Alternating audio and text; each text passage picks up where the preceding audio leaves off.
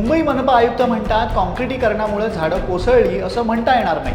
केवळ कॉन्क्रिटायझेशननी झाडं पडली हे फारच स्वीपिंग स्टेटमेंट आहे असं माझं म्हणणं आहे. मग मुंबईच्या महापौर म्हणतात होय, रस्त्यांच्या काँक्रिटीकरणामुळे झाडं कोसळत आहेत. CC रोड ज्या ज्या ठिकाणी तयार झालेली आहे त्या ठिकाणी झाडांची अवस्था त्या ठिकाणी पूर्ण कॉन्क्रीट त्या झाडांच्या मुळापर्यंत घट्ट केलेलं आहे आणि त्यामुळे त्या झाडांना इजा झालेली आहे. झाडांना श्वास घेता येत नाही, झाडांमध्ये पाणी मुरत नाही आहे. त्या झाडांना सेफगार्ड त्या ठिकाणी तयार करायला पाहिजे. आता प्रशासनाच्या पातळीवरील दोन महत्त्वाच्या व्यक्तींचे हे असे परस्पर विरोधी दावे असतील तर कुणाचं खरं आणि कुणाचं खोटं हे ठरवायचं कसं? खरं तर इथं खरं खोटं करणं हा मुख्य मुद्दाच नाही आहे. मुद्दा आहे झाडं कोसळण्याच्या घटना यंदा वाढल्याचा. राज्याचे मुख्यमंत्री देवेंद्र फडणवीस यांनीच विधानसभेत सांगितलं की दरवर्षी पावसाळ्यामध्ये सरासरी 800 झाडं कोसळतात, पण यंदा एका दिवसात 350 झाडं कोसळली. आता हे झालं प्रमाण, पण या वाढलेल्या घटनांच्या मुळाशी जाणं गरजेचं आहे. तेच आपण या व्हिडिओच्या माध्यमातून जाणून घेण्याचा प्रयत्न करूया. कोण काय म्हणालंय, प्रश्न किती गंभीर आहे, काँक्रिटीकरणच कसं जबाबदार आहे हे पर्यावरणप्रेमींनी कसं समजावून सांगितलंय आणि सर्वात महत्त्वाचं म्हणजे या सगळ्यावरती तुकोबांचा अभंग कसा आत्मपरीक्षण करायला भाग पाडतो तेही पाहूया. नमस्कार, मी मोरेश्वर आणि तुम्ही पाहताय लोकमत मुंबई.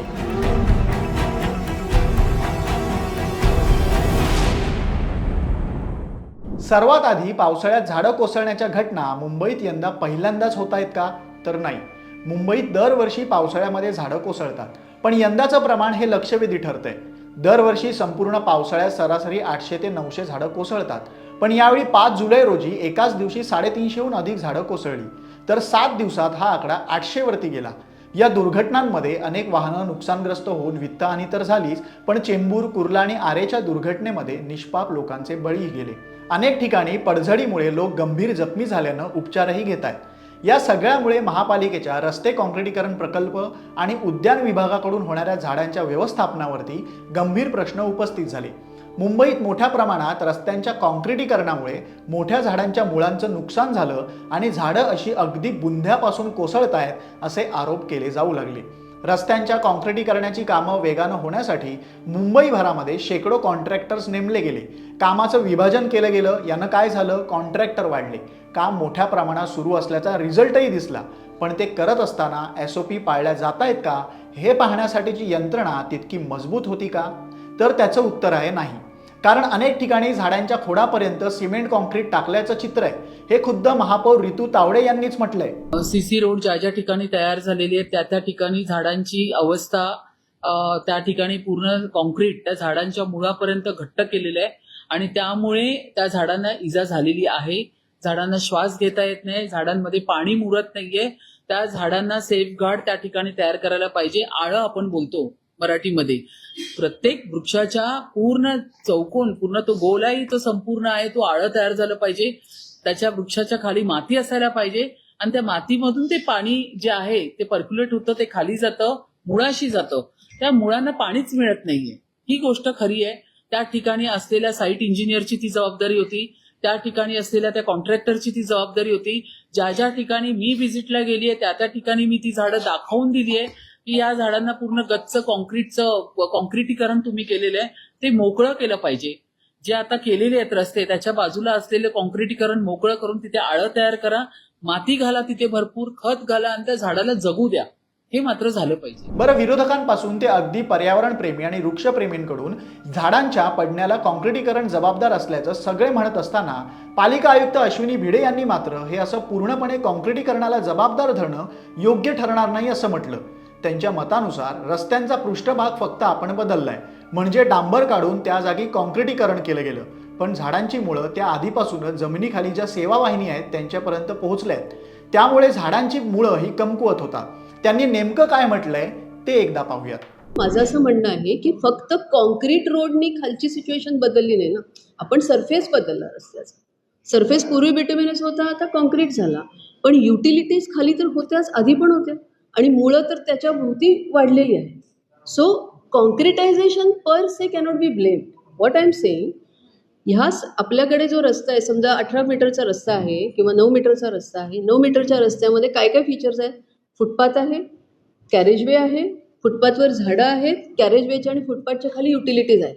ही सिच्युएशन तर पहिल्यापासून आहे. बिटुमिनच्या ऐवजी कॉन्क्रीट केलं, परंतु आतमधल्या युटिलिटीज आणि त्याच्याभोवती मुळं त्याच्या आतमध्ये जी गेलेली आहेत ती तर तशीच आहेत ना. त्यामुळं केवळ कॉन्क्रिटायझेशननी झाडं पडली हे फारच स्वीपिंग स्टेटमेंट आहे असं माझं म्हणणं आहे. आता आयुक्तांनी केलेला हा दावा दुसऱ्याच दिवशी महापौर रितू तावडे यांनी खोडून काढला आणि झाडं पडण्याला, झाडं कमकुवत होण्याला कॉन्क्रिटीकरण कसं जबाबदार आहे हे सांगितलं. आपण स्वतः अशी काही झाडं निदर्शनास त्यावेळी आणून दिली होती असंही त्या म्हणाल्या. आता या परस्पर विरोधी दाव्यांमुळे मुंबई महापालिकेचा कारभार एकाच रेषेत नाही तर दोन समांतर रेषा कशा आपापसात स्पर्धा करत पुढे कोण वरचढ कोण हे ठरवण्यासाठी काम करतायत हे दिसून येतं. आता ग्राउंडवर काय परिस्थिती आहे, पर्यावरण प्रेमींना याची काय कारणं दिसली आहेत ती जाणून घेण्याचा आम्ही प्रयत्न केला असता काय निदर्शनास आलं ते पाहूयात.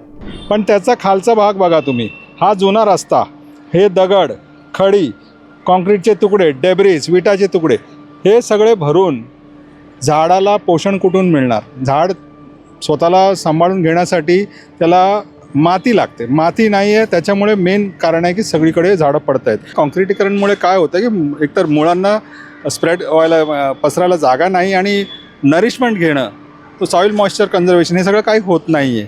आता प्रॉब्लेम असा आहे की एवढ्या छोट्याशा जागेमध्ये तुम्ही मोठंसं झाड म्हणजे एखादा फ्लॉवर पॉटमध्ये तुम्ही उभं केलं आहे ना तसं उभं आहे हा झाड. आणि पालिकेला माहिती आहे की हे चुकलं आहे. माझं असं म्हणणं आहे की चुकलं, सर्वांकडनं चूक होते. सांगा आमच्या कॉन्ट्रॅक्टरकडनं चूक झाली, तुम्ही डिफेंड करत बसू नका. मग त्याला दुरुस्ती कसं करायचं त्याच्यासाठी तुम्ही मेहनत करा. फुटपाथवरती कॉन्क्रिटीकरण करायला कोणी सांगितलं तुम्हाला? कॉन्क्रीट भरायची गरज काय होती फुटपाथवर? कधीच नव्हतं. पूर्वी काय होतं, पेवर ब्लॉक ठेवले होते, माती रेती तसंच ठेवून त्याच्यावरती पेवर ब्लॉक ठेवायचं कारण लोकांना चालायला इझी पडणार. पण त्यांनी काय केलं, आता सगळीकडे सिमेंट कॉन्क्रीट कोबा करून त्याच्यावरती डेकोरेशन म्हणून पेवर ब्लॉक ठेवलं आहे. पाणी उतरतच नाही आहे, वृक्षांनाही त्रास आहे, ग्राउंड वॉटर रिचार्ज होत नाही आहे. पण ह्यांचं जो एक समज आहे किंवा त्यांचं अंडरस्टँडिंग आहे की कॉन्क्रिटीकरणमुळे झाडांना त्रास होत नाही, हे फंडामेंटली फ्लॉड आहे. ज्या गोष्टींमध्ये तुमचा अभ्यास नाही तिथे तुम्ही बोलू नये. तज्ज्ञांना बोलवा, त्यांना बोलायला लावा. वृक्ष अधिकारी नेहमी रस्त्यावरचे जे कॉन्ट्रॅक्टर असतात त्यांना सांगतात की 1 मीटर खड्डा व्यवस्थित ठेव, माती भर, त्याच्यात व्यवस्थित सांभाळून ठेव. पण ते ऐकत नाही. त्यांचं म्हणणं आहे की आमचा पैसा पास क्लिअर होत नाही बिल जोपर्यंत आम्हाला फ्लॅट कॉन्क्रीट केलेलं दिसत नाही. बऱ्याच ठिकाणी मी काम थांबवून फोन केलेला आहे वृक्ष प्राधिकरणाला, त्यांनी सांगितलेलं आहे कॉन्ट्रॅक्टरला करा, पण ते ऐकत नाही. म्हणून जबाबदारी कोणाची? 90% जबाबदारी chief engineer roads and footpath जे करतात सिव्हिल वर्क्सवाले, त्यांचं जबाबदारी आहे. आता यातून काय समोर येतं तर मुंबई नावाच्या जागतिक शहरात विकास नावाची जी फवारणी सुरू आहे त्यानं कॉन्क्रिटीकरणाचं पीक वाढतंय, पण जी नैसर्गिक पत राखली गेली पाहिजे ती राखली जात नाहीये. रस्ता कॉन्क्रीटचा पूर्णपणे तुळतुळीत झालेला दिसला नाही तर बिलं पास होत नाहीत म्हणून कॉन्ट्रॅक्टर नियम धाब्यावर बसवतो आणि झाडांभोवतीची ही जागा शिल्लक ठेवत नाही. तोही आपला आर्थिक गणित साधून स्वतःचा विकास करून घेतोय. मग रस्ता कसा छान बनवला गेला ते दाखवून प्रशासन विकासाची तोरणं बांधतं. पण या तोरणांसाठी लागणारी पानं ही निसर्गाची देण आहे, याचा जेव्हा विचार केला जाईल ना तेव्हाच खरा विकास साधला जाईल.